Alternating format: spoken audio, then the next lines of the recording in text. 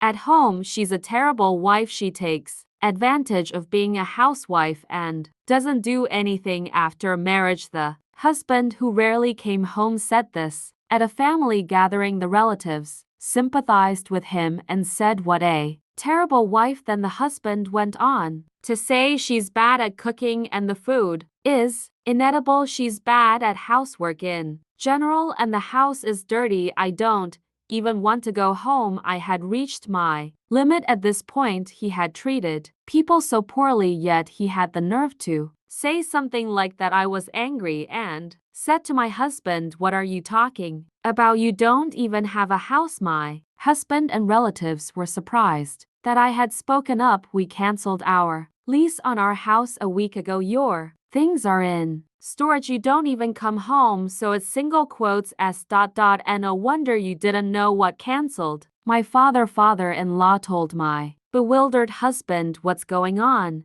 After this, my husband would experience hell. My name is Emily. I'm 32 years old and married. My parents run a medium-sized factory. My father is the president and my mother is in charge of organizing part-time workers at the factory. I'm an only child who was raised by my doting parents. I graduated from college and worked as an accountant for a major automaker. I'm shy and had little experience with romance. When I turned 30, my parents were worried about me and introduced me to several potential partners through arranged dates, but I didn't find anyone who clicked with me. Just as I was thinking of giving up on arranged dates altogether, my father introduced me to someone he wanted me to meet. He was the son of an important business partner of my father's company. I couldn't ruin my father's reputation, so I reluctantly agreed to meet him. That's where I met Ken, who would later become my husband. Ken worked for another related company to inherit his father's company. He had a kind smile and was polite, which made me like him. It turned out that he felt the same way about me, and we exchanged contact information after our arranged date. We went on dates after that and got engaged 6 months later. When Ken proposed to me, I happily accepted his proposal and went to both families to report our engagement. My parents were overjoyed by my marriage. "Emily, I'm glad. Ken, please make my daughter happy with your father's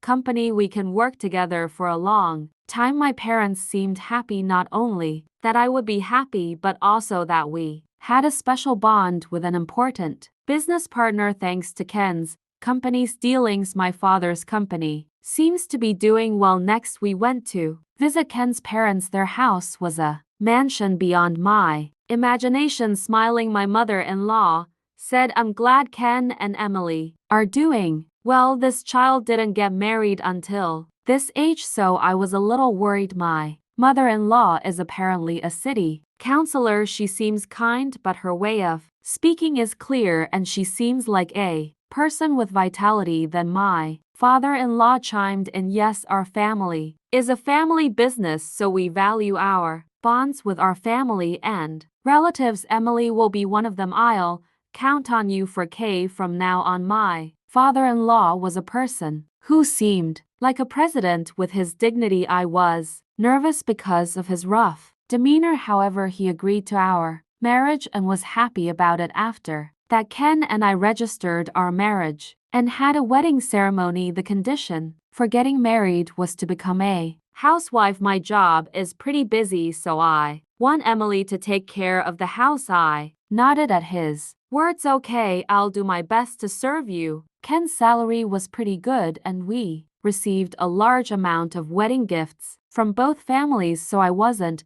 particularly dissatisfied with being a housewife. My friends teased me that it was enviable to be a housewife with such good fortune. Ken and I started living together, but Ken refused. His parents offered to buy them a condominium. He said he wanted to live in a rental that was affordable for both of them. I thought it might not be good to rely on his parents for everything, so I agreed with Ken's idea. When they were deciding on a place to live, Ken said, "I'm too busy to go around looking for a real estate agent. Find a place you like and sign the contract. Is that Okay, yeah, I'll move in there. So I went around the real estate agents by myself and decided on a new rental apartment to live in with Ken after the wedding. We moved there after the wedding ceremony. We expected to start our sweet newlywed life, but it was soon shattered. Ken didn't come home at all. He came home when it was already past midnight due to overtime work on weekdays and left early in the morning. He also worked on weekends and holidays and said he had to work overtime. He also went on business trips frequently and sometimes stayed overnight. I stayed at home all day doing housework during that time, but I had a lot of free time. At first, I made food for Ken, but he said he had eaten outside and went to bed without touching it every day, so he continued to sleep at home without doing anything else. I gradually began to feel empty about such days. Is this what marriage is like? I did decide to support Ken, but this isn't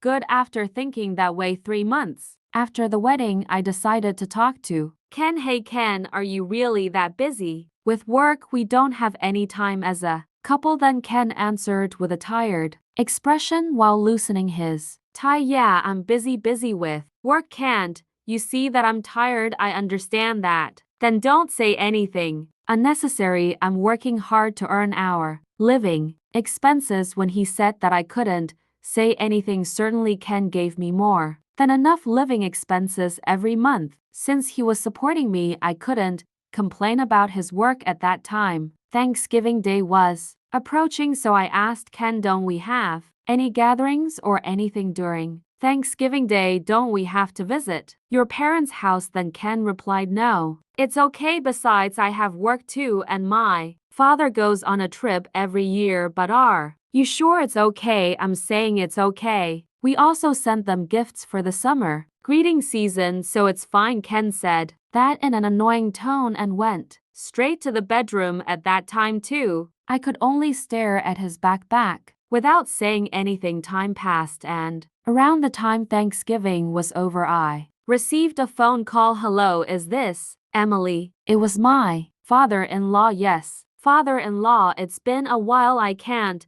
believe you didn't show up at the family gathering for Thanksgiving. What I told you that we value our bonds with family and relatives. You're married now, so you should show up and help out. I was criticized without any explanation, and my mind went blank. I didn't even know there was a gathering for Thanksgiving, and Ken had told his parents that they were going on a trip. I'm sorry, father-in-law, but I don't want to hear your excuses. I asked Ken, and he said you're not even doing housework properly. What? I was at home all day and did housework perfectly. Did Ken really tell his father that you became a housewife, so you should take care of the house properly? Got it. My father-in-law said that in an overbearing manner, and I could only answer yes. That night I told Ken exactly what my father-in-law had said to me. You said there wasn't a gathering for Thanksgiving, so why did I say that? Maybe you misheard me. That's not true. If I knew there was a gathering, I would have gone, and if you have any complaints about my housework, you should tell me before telling your father. I pleaded with him in tears, but Ken just laughed. You're just lazing around at home all day. What are you talking about? I'm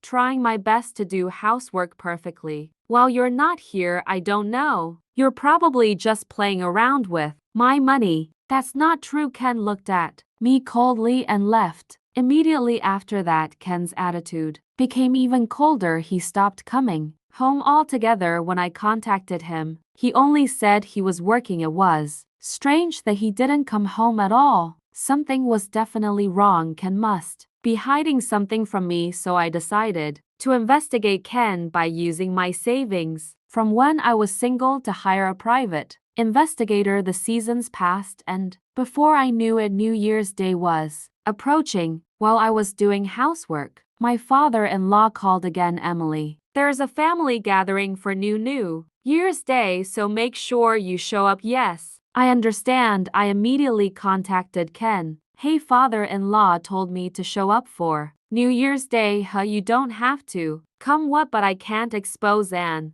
incompetent wife like you to my relatives. I'll go alone, so don't come." The phone call ended abruptly. A few days later, I was in front of my in-laws' house. I could hear the sound of a lively party from inside. When I pressed the intercom, my surprised mother-in-law greeted me. "Emily, I heard you weren't coming." I bowed my head and showed up at the party. Then I heard these words from my relatives. "Finally, the bride shows up. Is that the wife who doesn't do any housework? It's been a while since we've seen her." My father-in-law looked sullen and glared at me. Ken, who was drinking with his relatives, was stunned. When he saw me, he probably didn't expect me to show up here. However, he couldn't kick me out in front of his relatives, so he turned away from me and started drinking again. While my mother-in-law and I were preparing food and drinks in the kitchen, I overheard a conversation in the living room. "Ken, is your married life going well? As you can see, uncle, as we can see, she's a terrible wife who takes advantage of being a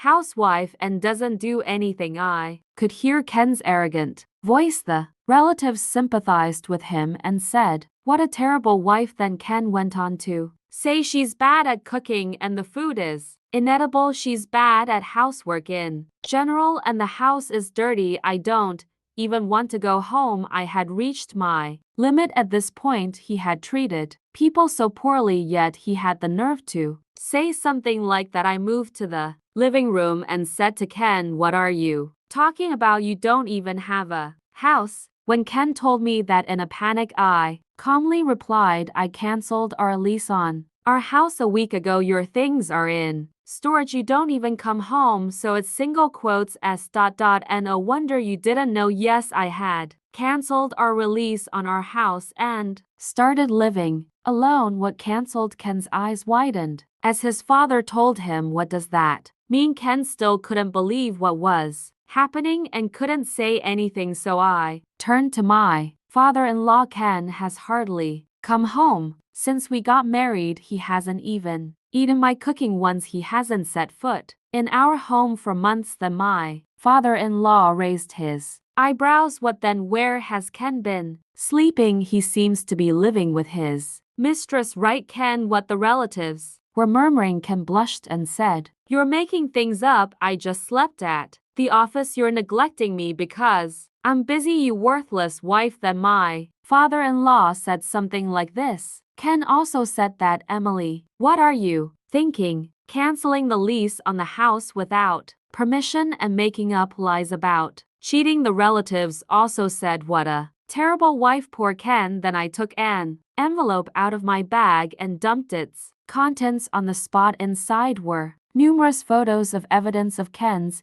infidelity. Ken was smiling as he linked arms with a flashy woman and entered shady places in the woman's house. My father-in-law was staring at them intently. I told my husband firmly, "The evidence is there. Why don't you explain it to everyone yourself?" As Kay looked at the photos, his face turned pale. "That's not true." Then my mother-in-law, who had somehow appeared next to me, told him in a low voice, "Ken, tell us the truth." Ken seemed to give up and began to speak reluctantly. "I've been involved with her since before we got married. She's a woman I met at a nightclub. We love each other." The relatives were murmuring. Then I said, "That's why you didn't come home, because you were going to her house. So why did you marry me?" Father and mother would never approve of me marrying a woman from a nightclub. I thought I could reassure them by marrying a subcontractor's daughter. Despite my anger, I asked him another question: "Why did you badmouth me to your relatives and father-in-law?" "I thought it would make it easier to get divorced. I really wanted to be with her. I wanted to dump you from the beginning, but people wouldn't understand if there wasn't a reason." I was about to open my mouth in anger when there was a loud noise. My mother-in-law had slapped Ken in the face. "Mother, you're saying nothing but selfish things. What do you think marriage, Emily, is?" Then my father-in-law